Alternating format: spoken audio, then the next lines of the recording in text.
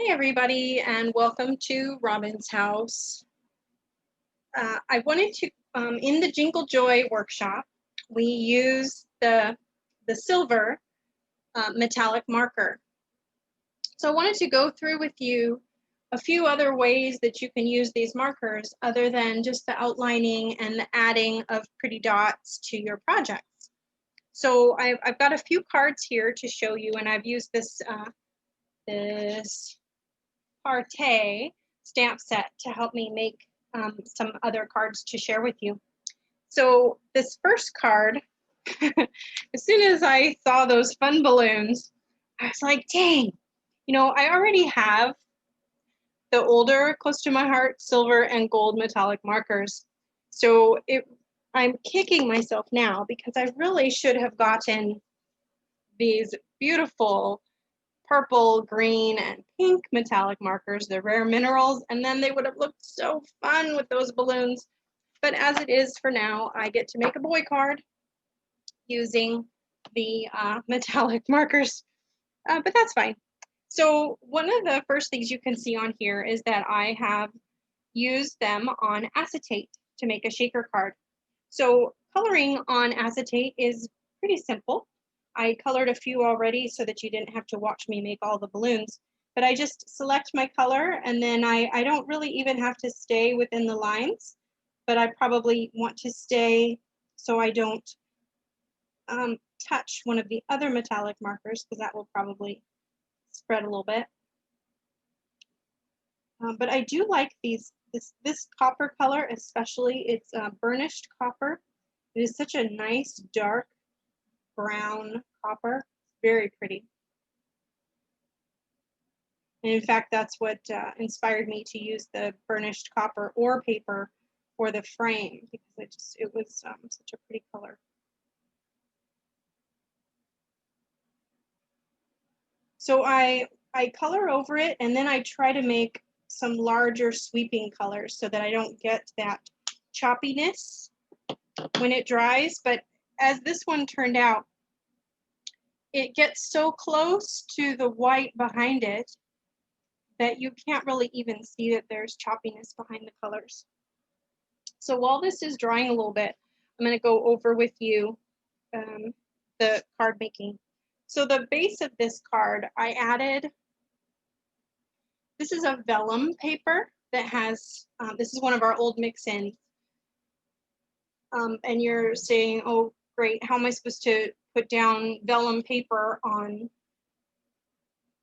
the card when you can totally see? And so yes, you can totally see. Well, you can't really totally see on the screen, but you can see where the indent of my liquid, so I use liquid glass to put down vellum, and I put it down exactly where I am going to put my frame.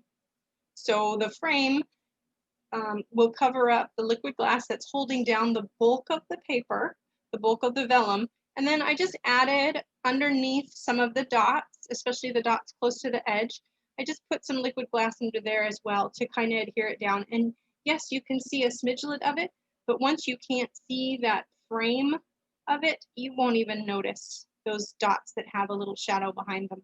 So that was super easy. Another fun thing that I noticed while making this card is, I don't know if you can see the sequins that I used in here, but our star and heart thin cut shapes that use the shaker cards, they have this extra layer in them. When you cut it out, there is an outer lining and an inner lining. So in one shape, you get the outline of the star and then the inline of the star. And this one just makes me think of those, I don't know, like those brads that are made of just circles. So they're just a fluffy little circle that sits on your material. Anyway, it makes me think of those, and they're so fun.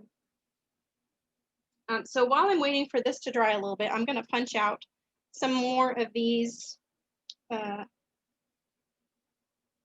for me to use as sequins in my card. They're so cute. Just the way that the the die cut machine kind of punches them. They look like they are little pieces of metal that should be eyelet-like things.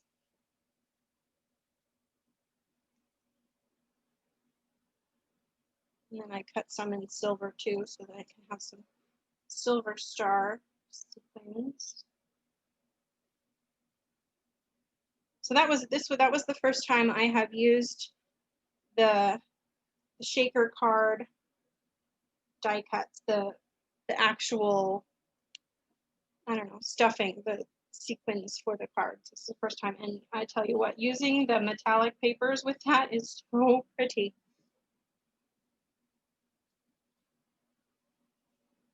So we've got enough there.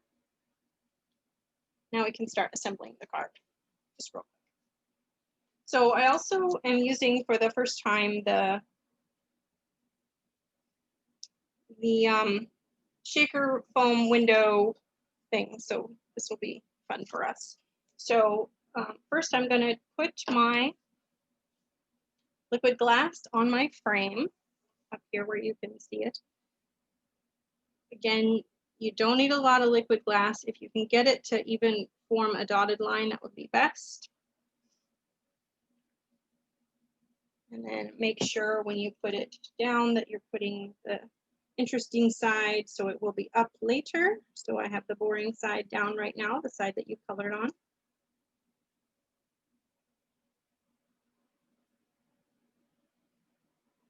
And I can see that I cut my acetate just a smidgelet too big. So in this case, I had forgotten temporarily that these shaker windows come with a shaker thing that fits perfectly. So if you do use these, remember that one side has a film on it. But this one I just cut myself, so I need to trim it because it's not the right size.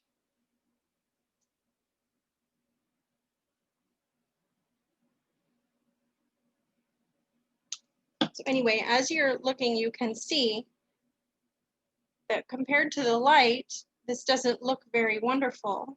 But once I get it down onto the card, it will look very different. So I'm going to do one of my 3 ways, and just because it's easier for me this second, I am going to attempt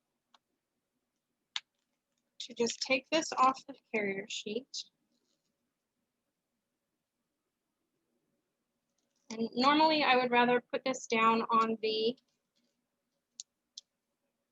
paper because it would be easier for me to work with. I think it will be easier for me to aim getting it into a proper rectangle if I put it on the back of this rectangle. And I even didn't do a great job. Okay, so this one is going to need to be pretty close to the edge on all the edges. So let's try that again. Very sticky. Very sticky. And then it's ungainly. It doesn't like to unstick at all the same time. Goodness sakes. Anyway, so in the future, when you do yours, carefully put one corner into the very corner. And I'm already not into the very corner, so this should come out interesting. I'm just going to smush it in there so it has to fit. In that section that doesn't quite work. So this worked out really well. All right, I'm going to fix this top one more time so it's not peeking out the top. You know what? I'm just going to cut it off. Okay, last ditch effort. Here we go. Cut off the excess. Hey, look at that. It fits perfectly. Okay, so the last thing that you need to do is put all your sequins into the place where the square is going to go. And I'm going to put my larger ones near the top so that they kind of fall on the top.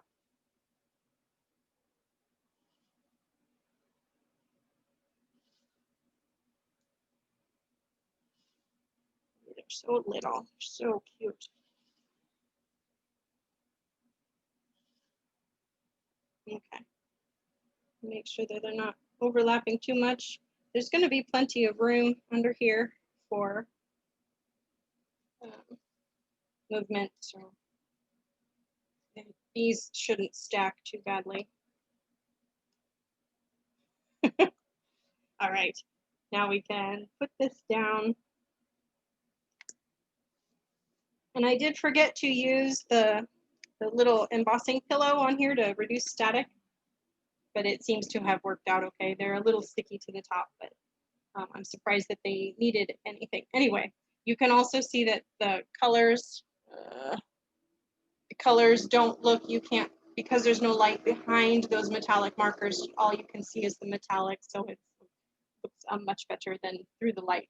So anyway, this is one way that you can use these metallic markers to make some fun balloons, in this case a boy card, or if you get those pretty colorful metallics, and you would have some beautiful balloons. Okay, so that is one way. This way is very interesting. So this is a card that I'll just show you. I use watercolors. So you get out your all-purpose mat, and so I did so I used gold for the crown. So I'm just going to color some gold right there on my all-purpose mat. And then I also, of course, used one of these coppers, and since I have this copper already handy, I'll make them there. So then you just take your watercolor brush, your water brush, and so I'm going to do the crown first. And for this card, I stamped in black, and then I am clear embossed. So since it has clear embossing over the top, I can just kind of run over everywhere that I want to color. So this isn't going to necessarily look metallic, but it will definitely look gold.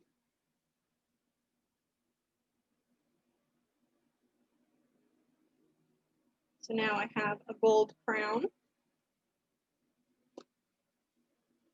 And I used this because it kind of made it look like a chocolate cupcake, but it still also looks see-through because it has that watercolor element to it.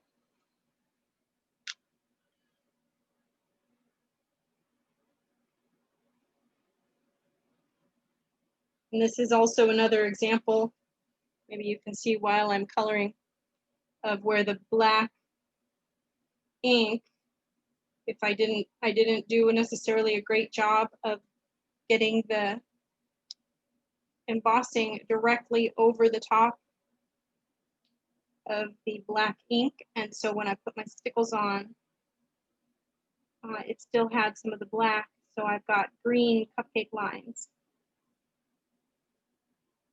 Luckily, I don't mind very much. I think it makes it look a little bit more festive. But if that's not the look you're going for, be aware of that. Okay, so this is another way that you can use your metallic markers and create basically a wash for your a wash.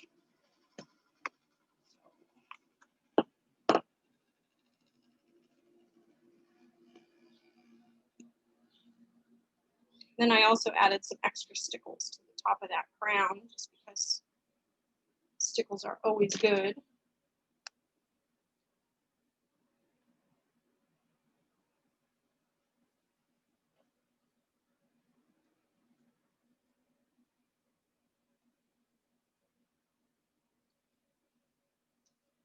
Got my foam squares. It's always a good idea to use foam squares on at least one element of your card to change the dimensions a little bit, add some interest. If this wasn't interest enough, I've got gold shimmer paper and stickles and beautiful little stars that have the hollows emptied out. They're so cute. Oh, and I forgot. So you can also just do, you know, straight up coloring for your candle.